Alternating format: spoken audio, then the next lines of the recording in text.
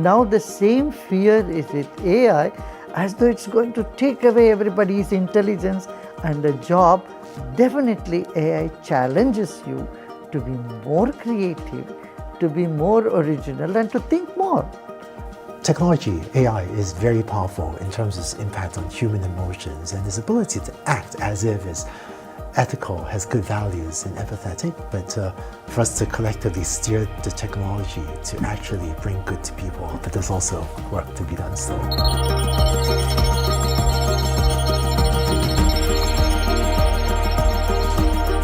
It's incredible to have both of you with us today. We gather here in the spirit of the art of living to explore how humanity can move forward in harmony, integrating deep inner peace with external technological progress. Gurudev, your teachings have always emphasized inner peace, human values, and interconnectedness.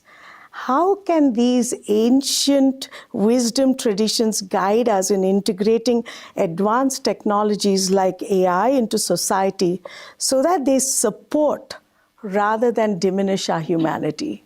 See, the purpose of technology is to bring comfort to human existence, human life, makes it easy for you, more comfortable for you, and bring out the creativity within you. Now, for creativity, you need inner peace. Someone who is very disturbed can't be very creative. If you are asked to write an essay, you say, I need some time alone in my corner. So you go to a corner when there is no noise, no disturbance, then you are able to write a thesis. Any invention needs a quiet space. And not just outer quiet space, it also needs inner quiet space. If you are burdened with too much worries, I don't think you will be able to think better or deliver anything meaningful. So inner peace, I feel, is that which brings inner comfort. In this sense, technology and meditation, they go hand in hand. See, we know from the past history, whether it's Archimedes or Newton, only when they relaxed, they got the idea. Something happened in their brain, and it clicked. So for you to come up with that click, you need a certain calmness. Yeah. And that's what meditation does, and all this technique. This is also techniques. Andrew, you are an extraordinary leader in the forefront of shaping artificial intelligence. From your view, what is the most pressing question about AI facing humanity today? Over the last few years, AI technologies advanced rapidly that people that master it are much more powerful and will be much more powerful than people that don't. In the professional sphere, I see that people have all job roles, not just software engineers, but analysts, data scientists, HR professionals, marketing professionals, people that know AI can get a computer to do what they want and just deliver much better results in their professional and also personal lives. I think one of the biggest challenges that we face now is how do we empower everyone to build with AI, because it is creating tremendous productivity, tremendous wealth, but unless someone masters this technology, they risk being replaced, not by AI, but by someone else that uses AI. And I find that as technology improves, everything from the invention of the washing machine, which saved people a lot of time, to prepare foods, to modern communications, to computers, to now AI advancements, there's an opportunity to create more space for people to think, to medicate, and use their time wisely. There's also maybe a dark side of distraction, and some of the technology leads to problems as well. But as people become more powerful, as we can free up more work that we may not want to do ourselves, to have AI do it for us, I think this creates more space, more time for us to hopefully use wisely. And I do appreciate just some things, even though technology changes, there's some things about human nature that are timeless, which is why I think sometimes drawing on ancient wisdom, because there's certain natures of humanity, our desire for achievement, our desire to help others, our desire, I hope, for peace, are timeless. And so drawing on those to figure out how to navigate the AI era.